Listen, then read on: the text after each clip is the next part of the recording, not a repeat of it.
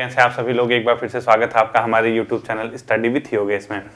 आज आपका Windsor year book का नेक्स्ट टॉपिक है और मान के चलिए न कि सिर्फ उत्तराखंड की दृष्टि से बल्कि आपके जीएस वाले पोर्शन से भी ये टॉपिक इंपॉर्टेंट है। कहने का ये मतलब है जैसे हम 40 मार्क्स का उत्तराखंड मान के चल रहे, अगर इस टॉपिक से उत्तराखंड के 40 नंबरों पे प्रश्न नहीं आएगा तो जीएस का जो पोर्शन है वहां प्रश्न आएगा। ठीक है, कंफर्म मान के चलिए 1 नंबर यहाँ से आएगा ही आएगा। और आपने पहले भी देखा होगा कि यहाँ से प्रश्न आते हैं और ऐसा भी नहीं है कि आपको टॉपिक नहीं आता होगा।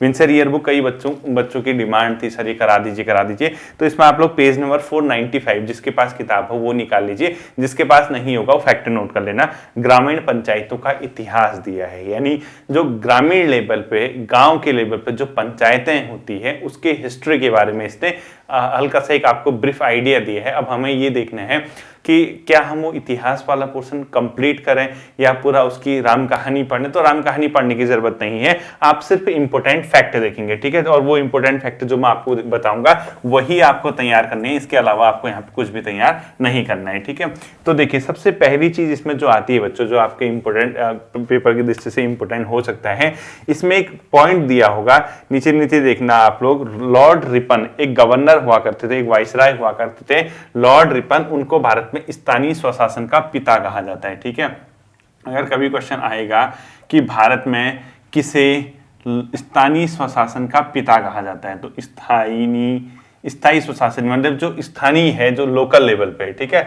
लोकल जो गवर्नेंस होता है, स्थानीय स्वशासन यानी जहां पर लोकल लोग क्या कर रहे हैं, अपना शासन चला रहे हैं। ठीक है, स्वशासन का पिता का जनक भी कह सकते हो। ठीक है, मतलब जो भारत में स्थानीय स्वशासन की शुरुआत हुई वो लॉर्ड रिपन के टाइम से हुई और इसका जो टाइम था 1882, यानी भारत में 1882 से स्थानीय स्वशासन की क्या मानी जाती है, शुरुआत मानी जाती है। उसका पिता कहा जाता है लॉर्ड रिपन। स्थानीय स्वशासन यही, ठीक है, ग्रामीण पंचायतों को शक्ति देना, मतलब वहां पर कार्य करते हुए उनको थोड़ा सा पावर देना। एक पॉइंट आपको यहाँ पे ये याद रखना है। ठीक है, उसके बाद एक क्वेश्चन और आता है कि जो इस ग्रामीण पंचायत यानी पंचायत संबंधी जो विषय थे वो प्रांतों को कब शिफ्ट की, इस एक्ट के तहत शिफ्ट किए गए थे, ये भी आपका पता होना चाहिए। तो वो गवर्नमेंट ऑफ इंडिया एक्ट यानी 1919 का जो अधिनियम था उसके अनुसार स्थानीय स्वशासन को प्रांतीय सरकारों के अधीन किया गया था। ठीक है, देखो ऐसे लिखना है। ठीक है, कैसे लिखना है आपको, देखो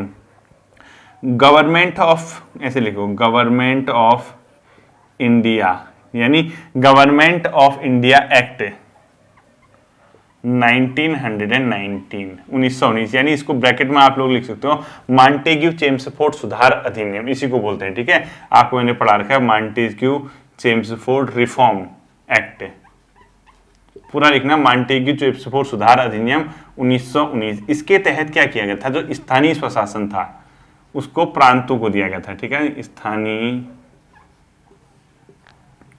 स्वशासन ये विषय जो था, ये सब्जेक्ट जो था, इस पे आप कानून कौन बनाएंगे, प्रांत बनाएंगे। ठीक है, जिनको आप वर्तमान में राज्य कहते हो ना, उसमें प्रांत शब्द चलता था, ये इससे। अब क्वेश्चन क्या पूछता है, स्थानीय स्वशासन का जो विषय हो प्रांतों को किस अधिनियम के द्वारा दिया गया, गवर्नमेंट ऑफ इंडिया एक्ट 1919 के तहत, 1919 के तहत। ठीक है, एक पॉइंट ये पता होना चाहिए।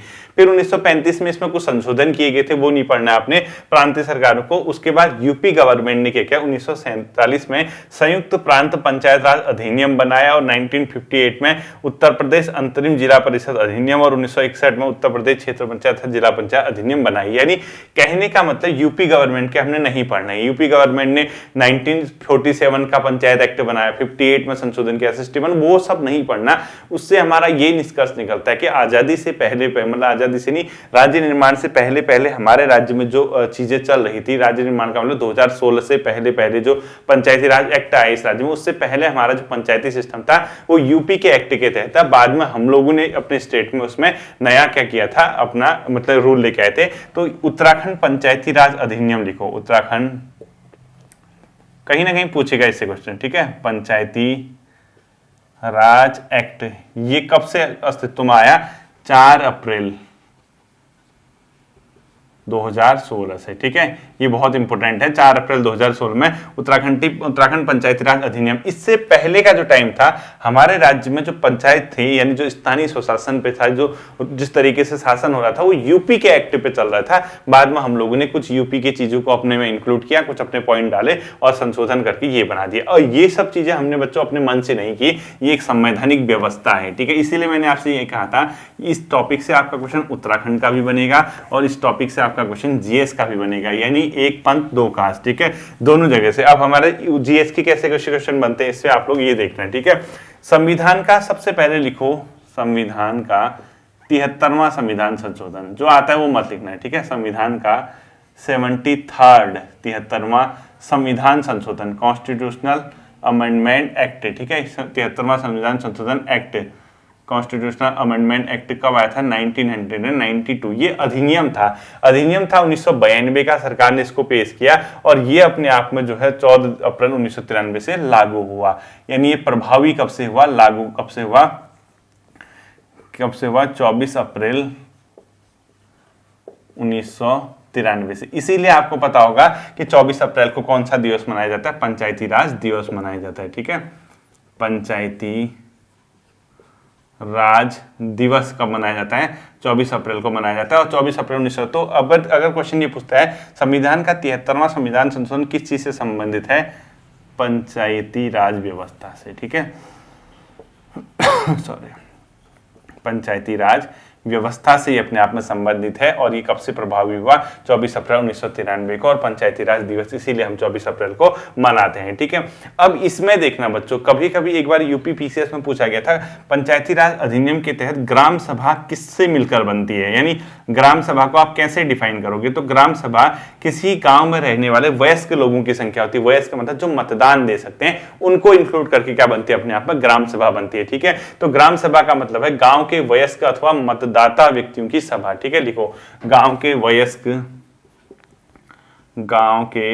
वयस्क मैच्योर, ठीक है, मतलब जो सीनियर हो चुके हैं, वयस्क ऑब्लिक मतदाता लोगों का समूह, ठीक है। इसको आप लोग, ये यूपी पीसीएस ने पूछा था एक बार कि ग्राम सभा को आप किस तरीके से डिफाइन करोगे। 4 पॉइंट दिए थे उसमें। ग्राम सभा की एक्चुअल डेफिनेशन ये होती है गांव के वयस्क या मतदाता लोगों का समूह जो वोट दे सकता है उस गांव में, वो व्यक्ति किसके अंदर आएगा? ग्राम सभा के अंदर आएगा। ये आपको हमेशा क्या रखना है? ध्यान में रखना है, ठीक है।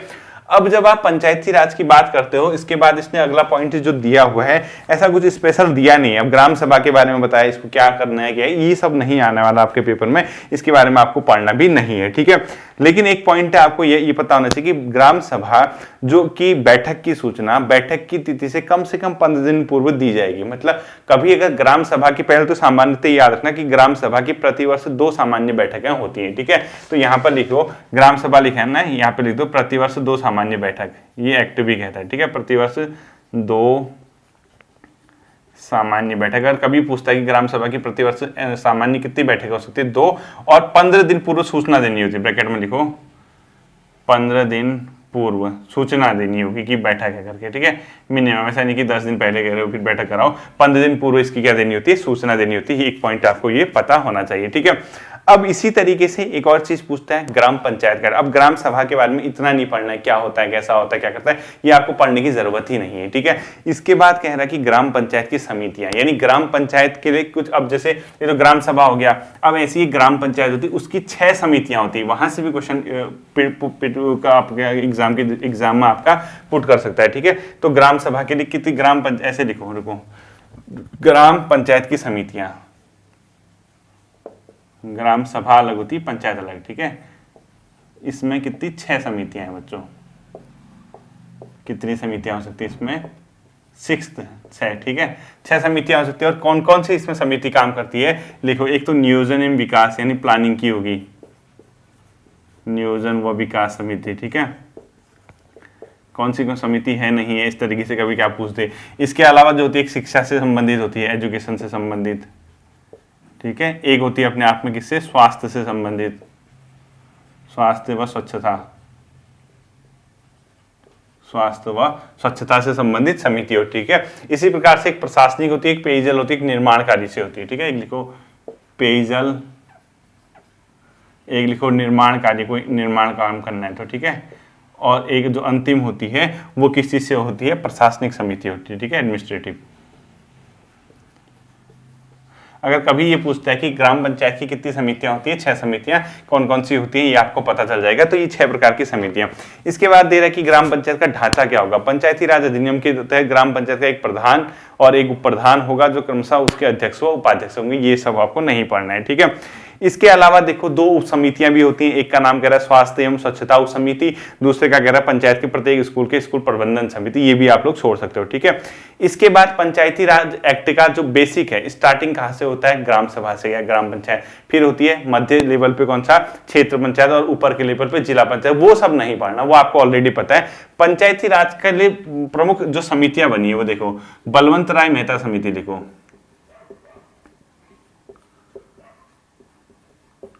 बलवंत राय मेहता समिति बनी थी 1957 की, ठीक है। 1957 में पहली कमेटी बनाई गई थी पंचायती राज व्यवस्था के लिए, बलवंत राय मेहता समिति, जो कि 1957 में बनी थी। और 1958 के आसपास बलवंत राय मेहता अध्यक्ष दल 1958 में इसने रिपोर्ट दी थी, लिखो 1957-58 कर दो, ठीक है। 57-58 के आसपास इसकी बनी थी। इसके अलावा एक आती है अशोक मेहता समिति, क्या आती है, एक पहले लिखा आपने बलवंत राय मेहता, दूसरा लिखा अशोक मेहता, 1977 की लिखो, अशोक मेहता समिति पंचायती राज से ही संबंधित है, ठीक है।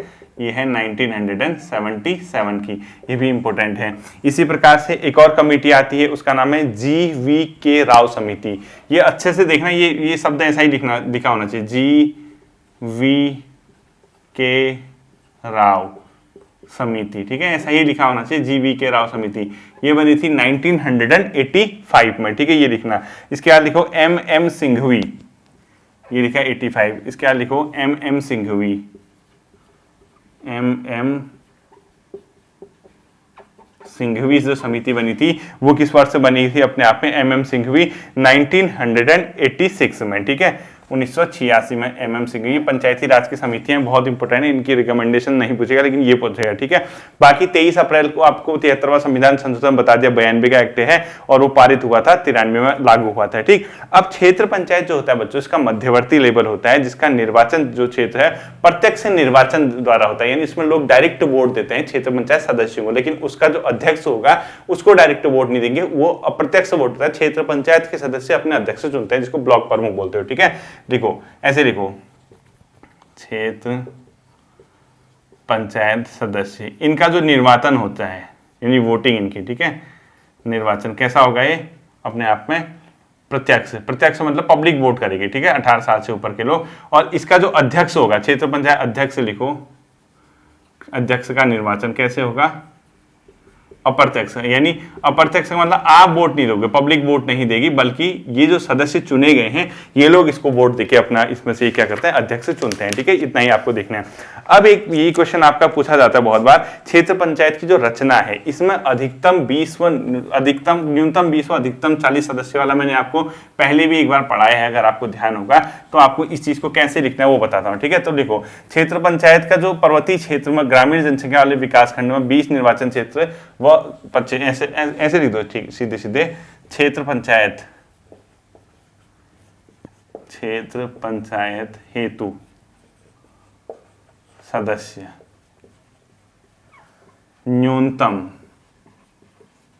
व अधिकतम, ठीक है। न्यूनतम कितने होते हैं, निर्वाचन क्षेत्र 20 होते हैं, अधिकतम 40 हो सकते हैं, ठीक है। बाकी सब जनसंख्या पे डिपेंड करता है। और ये कहां पे, पर्वतीय क्षेत्र में, पर्वतीय क्षेत्र, और मैदानी में भी यही होगा बट उसकी जनसंख्या अलग अलग अनुपात पे, ठीक है। यानी पर्वतीय क्षेत्र में न्यूनतम 20 सदस्य होते हैं, कहां, इसके, और यहाँ 40 अधिकतम होते हैं, ये लिखा ही है, ठीक है। तो ये देखना कि ये पूछता है कि क्षेत्र पंचायत हेतु अधिकतम और न्यूनतम सदस्यों की संख्या कितनी हो सकती है, 20 और 40 हो सकती है, ये आपको ध्यान रखना है। कितनी जनसंख्या पे ये नहीं पढ़ना, ठीक है, क्योंकि पर्वतीय क्षेत्र में 20,000 पे होगा, मैदानी क्षेत्र में 50,000 पे होगा। जैसे पर्वतीय क्षेत्र है ना, वहां पे 20,000 पे 20 सदस्य हो सकते हैं, मैदानी क्षेत्र में अलग है उसका क्राइटेरिया, वो नहीं पढ़ना है आपका। बाकी क्षेत्र पंचायत का कौन पदेन सदस्य हो सकता है, यानी जो क्षेत्र पंचायत होगी उसका पदेन सदस्य भी पता होना चाहिए आपको कौन होते हैं। अगर कभी ये पूछ दिया ना तो बेहोश हो जाओगे वहां। इनमें से कौन क्षेत्र पंचायत के पदेन सदस्य होते हैं? तो पदेन सदस्य मतलब जो पद ये धारण करेंगे वो लोग जो उस पद पे बैठेंगे, जो पद का नाम बताऊंगा वो ऑटोमेटिक इसके क्या होंगे, अपने आप में सदस्य होंगे, भले ही वोटिंग वगैरह करने का अधिकार उनको नहीं होगा। इसमें कौन होता है? देखो ग्राम पंचायत, जिस क्षेत्र पंचायत की बात होती है वहां जितने ग्राम पंचायत होंगे उनके प्रधान, ग्राम पंचायतों के एक तो प्रधान होते हैं, ठीक है। वहां पे उस क्षेत्र का जो लोकसभा प्लस राज्यसभा का जो सांसद होगा वहां का जो प्रतिनिधित्व करेगा, ठीक है, प्लस विधानसभा में विधायक, विधानसभा सदस्य, सभा का सदस्य, ये लोग इसके क्या होते हैं बच्चों? पदेन सदस्य होते हैं। ध्यान रखना है, जीएस में भी पूछ सकता है क्षेत्र पंचायत जो होते हैं उसके पदेन सदस्य में कौन आते हैं कौन नहीं आते हैं, तो ये ध्यान रखना। लोकसभा राज्यसभा के सदस्य हो गए, इसके अलावा वहां का ग्राम प्रधान हो गया, ये और विधानसभा के सदस्य होते हैं। इसके अलावा आपको यहाँ से कुछ नहीं पढ़ना है, ठीक है। त्रिस्तरीय पंचायती राज व्यवस्था है। तीसरा एक लेवल होता है बच्चों जिला पंचायत का। जिला पंचायत भी आपको पता है, वहां पर जिला पंचायत की जो संरचना होती है कि वहां हर विकास खंड में जितने भी आपके क्षेत्र पंचायत होंगे वहां न्यूनतम 2 सदस्य अपने आप में क्या होंगे, उस क्षेत्र से पंचायत होता है जैसे, यानी जो विकास खंड आपके बने वहां न्यूनतम 2 प्रादेशिक क्षेत्र होंगे, यानी 2 लोग हर उससे चुन के आएंगे, यानी हर विकास खंड से 2 लोग अपने आप में क्या होंगे, चुन के आएंगे जिला पंचायत में। लिखो जिला पंचायत में, क्वेश्चन फॉर्म में लिखना, जिला पंचायत में प्रत्येक विकास खंड से न्यूनतम कितने सदस्य आते हैं? जिला पंचायत में प्रत्येक विकास खंड से सदस्य, जिला पंचायत में प्रत्येक विकास खंड से सदस्य,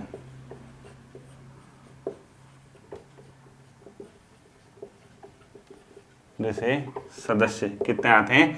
2 सदस्य चुन के आते हैं, ठीक है, ये आपको पता है। और सदस्यों का निर्वाचन यहाँ भी जिला पंचायत का प्रत्यक्ष होता है और अध्यक्ष का जो निर्वाचन होता है अप्रत्यक्ष। खुद ही पता है जिला पंचायत अध्यक्ष को आप वोट तो नहीं देते हो ना, आप जिला पंचायत सदस्य को वोट देते हो। प्रत्यक्ष अप्रत्यक्ष वाला आप लोग खुद कर लेना, इसमें कोई दिक्कत नहीं है। जिला पंचायत में भी पदेन सदस्य लिख लो, इसमें कौन होते हैं, ठीक है। इसके भी क्या लिखोगे? पदेन सदस्य लिखोगे, ठीक। पदेन सदस्य के अंदर आते हैं बच्चों क्षेत्र पंचायत के प्रमुख होंगे, लोकसभा के सदस्य और राज्य विधानसभा के सदस्य और राज्यसभा के सदस्य, ठीक है। लिखो क्षेत्र पंचायत के क्या आएंगे? अध्यक्ष आएंगे इसमें, क्षेत्र पंचायत अध्यक्ष, क्षेत्र पंचायत अध्यक्ष प्लस लोकसभा, राज्यसभा और विधानसभा, शॉर्ट लिख दिया, ठीक है, सदस्य जो उस क्षेत्र से चुन के गए होंगे, चाहे लोकसभा में हो या वहां का जो प्रतिनिधित्व करता होगा वो लोकसभा, राज्यसभा, विधानसभा के सदस्य ही इसके क्या होते हैं, अपने आप में पदेन सदस्य होते हैं। ये भी आपको क्या करना है, ध्यान में रखना है, ठीक है। इसके बाद ये सीधे पूछा जिला पंचायत अध्यक्ष और उपाध्यक्ष की कुछ नहीं पढ़ना आपको, त्रिस्तरीय पंचायतों के मध्य सामंजस्य। उत्तराखंड का पंचायती राज एक्ट दे रहा है जिसको आपको ये पता होना चाहिए कि इसमें जो है 4 अप्रैल 2016 को ये लागू हुआ, ठीक है। तो उत्तराखंड पंचायती राज एक्ट, PR एक्ट लिख दिया, ये कब का है? 4 अप्रैल 2016 का ही। बहुत इंपॉर्टेंट अपने आप में है क्वेश्चन यहाँ से जीएस का। और साथ ही साथ इसमें 6 भाग हैं, 25 अध्याय हैं, ठीक है। ये कितने भाग हैं इसमें लिखो, 6 भाग और 25 अध्याय चैप्टर, ठीक है। 6 भाग हैं और 25 क्या है इसमें अध्याय ही। ये आपको पता होना चाहिए कि उत्तराखंड पंचायती राज एक्ट जो है कब का? 4 अप्रैल 2016 का है, जिसके अंदर 6 भाग और 25 के हैं अपने आप में अध्याय है, ठीक है। इसके अलावा 1-2 पॉइंट और देखना। देखिए तो उत्तराखंड का जो पंचायती राज अधिनियम है उसके अंदर आपको बहुत ज्यादा डिटेल से नहीं पढ़ना है, और 1-2 मिनट की वीडियो और बची है उसको देखना, सुन लेना। तो जैसे इसके अंदर एक क्वेश्चन आपका जीएस का बता देता हूं, ठीक है। पंचायती राज जो एक्ट है उसमें पंचायती राज हेतु अनुच्छेद लिखो, हेतु संविधान में अनुच्छेद,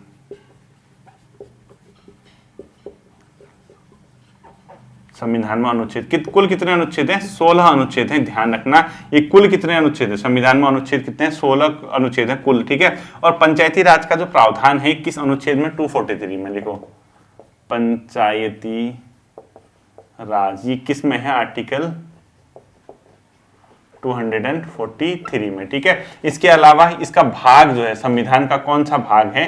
भाग 9 है, ठीक है। अगर कभी ये पूछता है कि संविधान के किस भाग में पंचायती राज से संबंधित प्रावधान किया गया है तो भाग 9 हो जाएगा, और पंचायती राज जो है उसका आर्टिकल 243 हो गया। पंचायती राज है तो संविधान में कुल कितने अनुच्छेद है?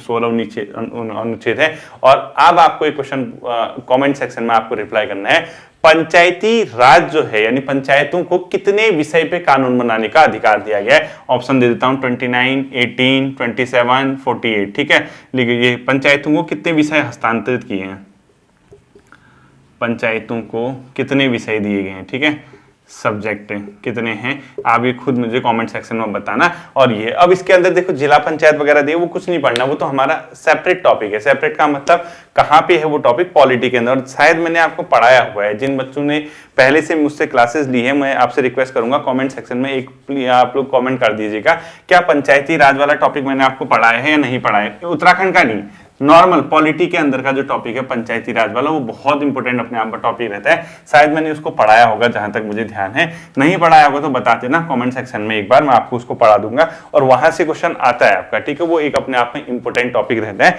उससे क्वेश्चन आपका आएगा। ठीक, ये था आपका विंसर ईयर बुक का एक मतलब महत्वपूर्ण टॉपिक जिसको कहते हैं। अब देखना है इसमें बच्चों, जो विंसर ईयर बुक है ना, अब इसमें मुझे लगता नहीं कि कुछ पढ़ाने की जरूरत है आप लोगों को। इसने जो टॉपिक दिए हैं उत्तराखंड के प्रमुख व्यक्ति जो हैं, अब प्रमुख व्यक्ति तो आप यार खुद सोचिए ना, आप परीक्षा वाणी से पढ़ ही रहे हैं तो क्या प्रमुख व्यक्ति पढ़ा के टाइम पास करना है। ठीक है, वो कर लोगे, जिसके बाद किताब नहीं है वो ध्यान से सुनना। उत्तराखंड के राज्य प्रतीक पढ़ाने की जरूरत नहीं, कितनी बार आपने राज्य प्रतीक पढ़ लिए परीक्षा वाणी में है। इसके अलावा उत्तराखंड प्रश्नावली दिए, क्वेश्चन आंसर दिए, कुछ फायदा नहीं हो क्वेश्चन आंसर रट के। उत्तराखंड में एक आध पेपर दे रखे हैं इसने, यूके SSC के और यूके PSC के जो इसने कराए हैं पहले, वो पेपर दिए हैं, तो वो भी देखने की जरूरत नहीं है। ठीक है, इसके बाद सीधे जब इसने मैंने इसको आप स्टार्टिंग में देखोगे इसकी जो करंट अफेयर है वो मैं करा चुका हूं, आप विंसर ईयर बुक प्लेलिस्ट में देखना फोल्डर, वो मैंने कराई है। ठीक है, अब इसके अलावा आधारभूत सूचना, उत्तराखंड एक परिचय दिया है पहला चैप्टर। उत्तराखंड एक परिचय में क्या दिया होगा, कब गठित हुआ, क्या है, कौन सा राज्य है, क्षेत्रफल कितना, ये तो सब दिया होगा, कितने जिले हैं, ये सब कुछ पढ़ने की जरूरत नहीं। उत्तराखंड स्थिति महत्वपूर्ण है, विश्व प्रसिद्ध उपलब्धियां, उत्तराखंड के नाम अनोखे रिकॉर्ड, इतना तो आप इतने टाइम से उत्तराखंड पढ़ रहे होगे तो ये पता ही होगा आपको, इसके अंदर भी कुछ नहीं है। सूचना विस्तार दिखा रहा है, देखो हिमालय की उत्पत्ति, पढ़ने की जरूरत है क्या, हिमालय की उत्पत्ति पढ़ना होगा तो बता देना। अब एक काम करूंगा, एक वीडियो में इसकी फाइनल करूंगा, एक या दो वीडियो, मैक्सिमम दो वीडियो मान के चलो, दो से ऊपर वीडियो नहीं आएंगे विंसर ईयर बुक की। ठीक है, दो वीडियोस के अंदर मैं ऐसा पोर्शन पकड़ूंगा जो मुझे लगता है कि परीक्षा वाणी के अंदर नहीं हो सकता है या आप लोगों का ध्यान उस ओर नहीं गया होगा, मुझे इस चीज को पढ़ाने की जरूरत है, तो मैं उस चीज को एक बार देख के आपका ये विंसर ईयर बुक हम मतलब फिलहाल के लिए आपके एग्जाम तक का क्लोज कर दूंगा। ठीक है, अब पूरा ध्यान से सुनना, एक दो वीडियो विंसर ईयर बुक की रही है। क्रैश कोर्स 79 हो चुके, 11 वीडियोस बची हैं, वो मैंने आपसे कहा है वो कब आएंगी आपकी, वो 10 नवंबर के बाद आएंगे और वो 5 दिसंबर से पहले पहले एंड हो जाएंगे। ठीक है, वो मेरा आपसे प्रॉमिस है, 5 से पहले उसको मैं एंड कर दूंगा, क्योंकि उस पर थोड़ा सा काम करना है सही तरीके से, वो मैं आपको बता दूंगा। बाकी टेस्ट सीरीज हमारी चल ही रही है, वो अलग सा है। परीक्षा वाणी आप लोग पढ़ ही रहे होंगे, घटना चक्र या ल्यूसेंट ऑब्जेक्टिव आप कर पा रहे होंगे, हिंदी आप लोग अभी प्रैक्टिस कर रहे होंगे। तो लास्ट टाइम पे क्या है, एक प्रकार से एक्सपेरिमेंट न करते हुए जो पढ़ा है उसको डाइजेस्ट करने का टाइम है। ठीक है, होपफुली ये चीजें आपकी समझ आई होंगी, आप लोग तैयारी सही से कर पा रहे होंगे। लगे रहिए जब तक आपको मंजिल नहीं मिल जाती, आखिर कब तक नहीं मिलेगी मंजिल, भी कब तक रूठे रहेगी। अपना ध्यान रखिए, अपनी मेहनत पे फोकस कीजिए। फिर मिलते हैं अगले सेशन पे। Thank you.